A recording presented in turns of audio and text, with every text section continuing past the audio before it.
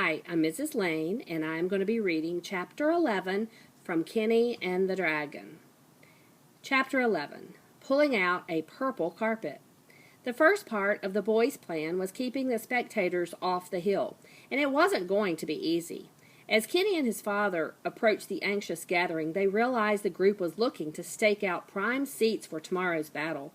There were so many townsfolk present, they seemed like they were everywhere, illuminating the entire hillside with their lanterns and torches. Kenny stopped just short of the crowd. I don't know if this is going to work. His father knelt down, put his hand on the boy's shoulder, and looked his son in the eyes. Don't you worry, Kit, he said. If there is one thing I know how to do, it's herding sheep. He held up his lantern and addressed the crowd. Ho there! What's all this about? We're here to see the dragon slaying tomorrow, someone shouted out. Ain't no devil dragon on my land, Kenny's father replied, pulling up a stalk of grass and putting it in his mouth. So you all best head on. You're dead wrong, Farmer Rabbit, a gruff voice said. The crowd parted, and a burly fellow, Porky's father, stepped up. Old Pop's Possum seen 'em here the other day, drinking in the creek. Old Pops told me he pulled a catfish out of that creek the size of my prized ewe. If you ask me, I think he's the one drinking at the creek, he replied. The crowd laughed. Porky's father did not. Well, your boy said he's seen this thing before. Told all the kids in school about it. He pointed at Kenny. What do you say to that? Kenny's father turned and looked toward his son. Kenneth, what's this all about? You know something about dragons that you ain't telling me? This was Kenny's cue. Yes, sir. I was reading that King's Royal Bestiary about all the monsters. It said, though dragons are cold-blooded, they usually hunt at night. It also mentioned that they are often attracted to a bright light, like a moth, an enormous, flying, bloodthirsty, fire-breathing moth. That did it. The crowd began murmuring amongst themselves. Best to stay in tonight, he heard one fellow say. It is getting late, he heard another one add. Perhaps we should douse these lanterns, someone from the back of the group. Kenny's father eyed Porky's prickly dad for some time, calmly chewing on his grass stalk. Finally, the rabble-rouser broke the stare and announced, All right, let's head back to town. He put his hand on his son's shoulder, and both turned to go. We'll meet up here tomorrow at dawn, and then, he looked back at Kenny, ain't nobody going to stop us from seeing this showdown. Kenny exhaled as he and his father turned back toward the farm. You see, son, his dad said, putting his arm around Kenny's shoulders, there is always a pecking order. You find out who the leader is, spook him into going where you want him to, and the rest of the flock will follow. Kenny looked up at his dad as they walked back home. In the warm lantern light, he seemed wise now, like Arthur's Merlin, and Kenny realized that his father's wisdom was gained from real experiences and not something he had read about in a book. They both returned to a very busy household. Everyone was running around, including Charlotte, who had received word from George and arrived to help. Kenny smiled at her as she looked up from her sewing machine. Hiya, Kenny! Heard about your plan, she said. This is going to be awesome. The boy felt his cheeks go warm and looked down at his feet. I'd better check on Graham, he said, and went out to the barn. The dragon was sitting with George, viewing the map of the hill by candlelight. The two were engaged in a very animated conversation, and Kenny's 10 soldiers, building blocks, and a toy dinosaur were scattered about on the faded scroll. It was agreed that Graham should stay in the barn until midnight, so that no curious townsfolk would spy him. Secrecy was of the utmost importance, and they had one night only to prepare for tomorrow's big event. A cool, foggy mist topped Shepherd's Hill just before daybreak on the morning of this big battle. As the sun slowly rose in the pinkish sky, it burned away the fog just as the first spectators arrived. Porky's dad, of course, was leading the group, followed by Old Pop's Possum. Holy smokes, Old Pop said with a whistle. Something done happened to the landscape. That dragon's changed it up. And he was right, for the hilltop had been miraculously transformed. The enormous rocks from the side of the hill had all been moved, arranged on the grassy meadow to form the seats of an amphitheater. The seating surrounded an outdoor arena, with the dragon's cave rising up from the center. A faint smell of smoke was in the air, and Porky's dad was sure it was coming from the cave, but he could not see inside.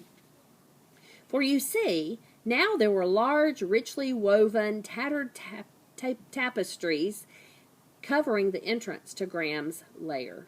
The enormous oaks and willow trees that flanked the sides were covered with a variety of lanterns and lights, which hung from nearly every bough and branch.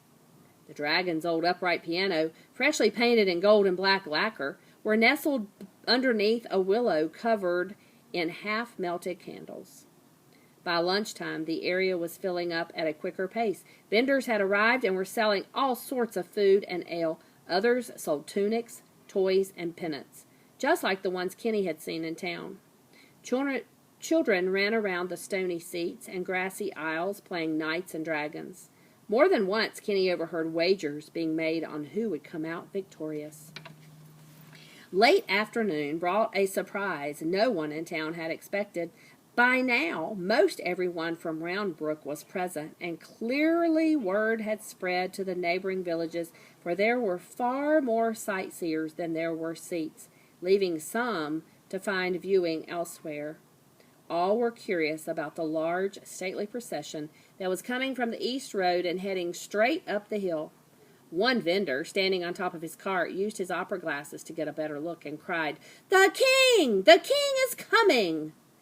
A large group of onlookers rushed over to get a better view. Sure enough, it was the king himself, arriving in a beautifully ornate, horse-drawn carriage. Armed soldiers who looked like younger versions of George marched both in front of and behind him. They stopped at the back of the amphitheater and began constructing a small tower with box seats for His Majesty and his courtiers. From a hiding place high in the branches of a tree, Kenny watched the royal servants assemble the tower, finally rolling out a purple carpet for the king to walk upon.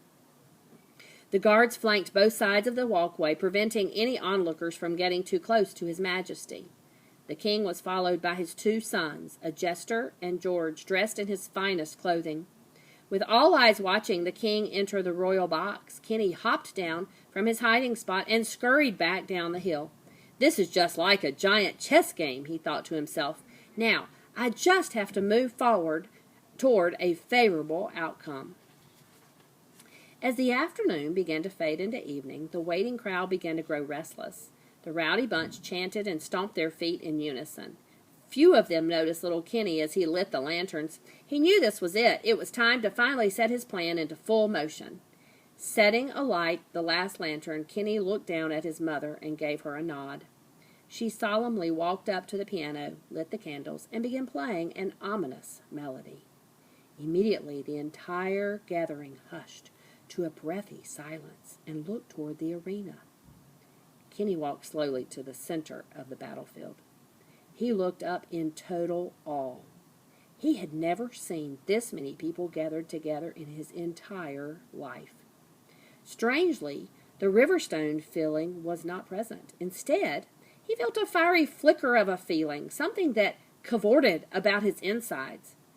This was not a book report. There would be no grade handed to him at the end of this. Either his plan would work, or one of his friends might not see the sunset that day. But they all trusted him, his mom, his dad, George, Graham, and even Charlotte. They thought his plan was ingenious, and now it was all up to him. He looked down at his two little paws and took a deep breath and slowly opened a large leather-bound book. He began to read in a shaky voice. Draco, Latin for dragon, and derived from the Greek word draconta, is the biggest of all living creatures on earth. At this time, murmurs and hushes were heard throughout the audience. Kenny continued. The fiery feeling danced throughout his chest and heart. When the dragon comes out of its cave, it is often carried into the sky, borne into the air, surrounded by blazes, for indeed it is rising up from the lower regions of Hades.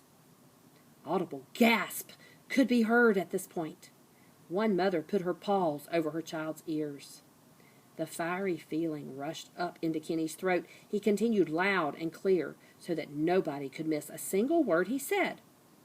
A dragon's strength is found within its long and dangerous tail. Tying the tail in a knot will render the foul beast harmless. But be warned, all drakes kill anything they catch with their vicious coils. Kenny slammed the book shut, and the crowd jumped back in their seats. He asked aloud, with the fiery feeling dancing on his tongue, "Who among us shall vanquish this menacing scourge from our land?" "I shall!" announced George in a clear voice. Everyone turned toward the royal box and watched him stride down the aisle, escorted by beautiful Charlotte. She was draped in elegant, ornate white robes with ribbons and flowers tied around her head. The knight was adorned in his golden armor, which had been polished to a mirror-like shine. He held his decorated shield in one hand, Charlotte's arm in the other, and a crimson silken cape billowed and danced about behind them both as they walked toward the battlefield.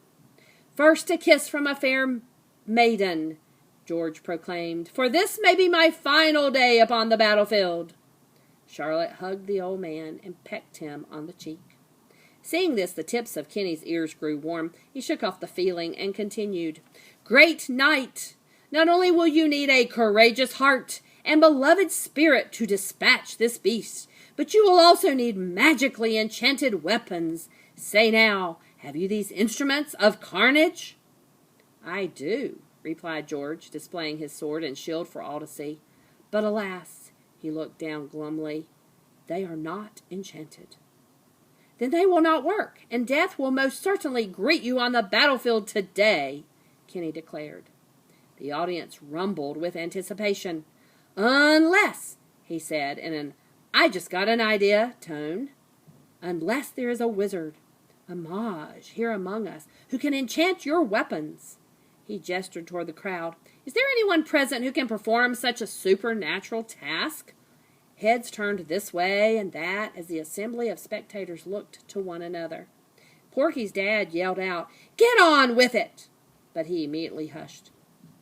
Kenny took in a deep breath as he stood facing the hundreds of onlookers. "Come on," he whispered under his breath. "Let's go." And then someone stood up in the back of the gathering near the king's tower and shouted, "Ho there!" Whispers murmured through the crowd, and everyone craned their necks to see who it was.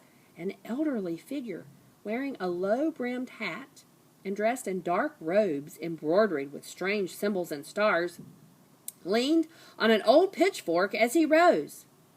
"I can enchantify your weapons, if that is what you'd like," he said in a gravely voice. The crowd parted as the mysterious character hobbled down to join Kenny and his companions at the center of the arena. He walked up to George and announced, "Put your sword away. It will do you no good. Instead, use this enchantificated pitchfork." He rubbed the mud and the dirt off at the fork, revealing shimmering golden tines. He held the pitchfork high so that all in the audience could see. "Pin the dragon's tail to the ground," he continued, "so that you may tie it in a knot and defeat the beast." The wizard then pulled a bottle from his robes and poured the liquid contents onto the knight's shield. "This will protect you from the monster's fiery breath. Now!" He paused, looking out to the audience. "Now you're ready?" The mass of viewers burst into applause as the old wizard hobbled through them back toward his seat. As they congratulated and patted the mage with cheers of praise, Kenny could feel his heart began to race. "So it is done," he declared, and all heads turned back to focus on the little buck. "Then there is only one thing that remains." "There is?" George replied in a puzzled tone. You need bait to lure the drake from his smoky den," Kenny answered. The fiery feeling was strong now. It leaped out of his mouth and onto his shoulders. "Is my royal challenge not enough to bring the beast out of hiding?" George asked. "No, it will not do," answered Kenny. He was controlling not just his fiery anxiety, but the entire crowd as well. He pointed to Charlotte. "But she will!" The audience gasped. "Brave knight, there is but one thing a dragon finds irresistible, the sweet taste of a maiden fair. Bind this girl to the tree, and her screams for help will surely lure the beast from his devil den." "No, no!" some voices in the audience cried, but most were shocked into stupefied silence. George grabbed Charlotte by the wrist and tied her to the gnarled oak closet to the cave's entrance. At this, the unsettled crowd gasped and moaned louder than before, but the din could not block out Charlotte's pleas for help as she tried to free herself from her binds. Ignoring Charlotte's sobs, George threw off his cape and readied his weapons. Kenny stood at the entrance of the cave, spread out both hands, and cried, "Then let the battle begin!" The end.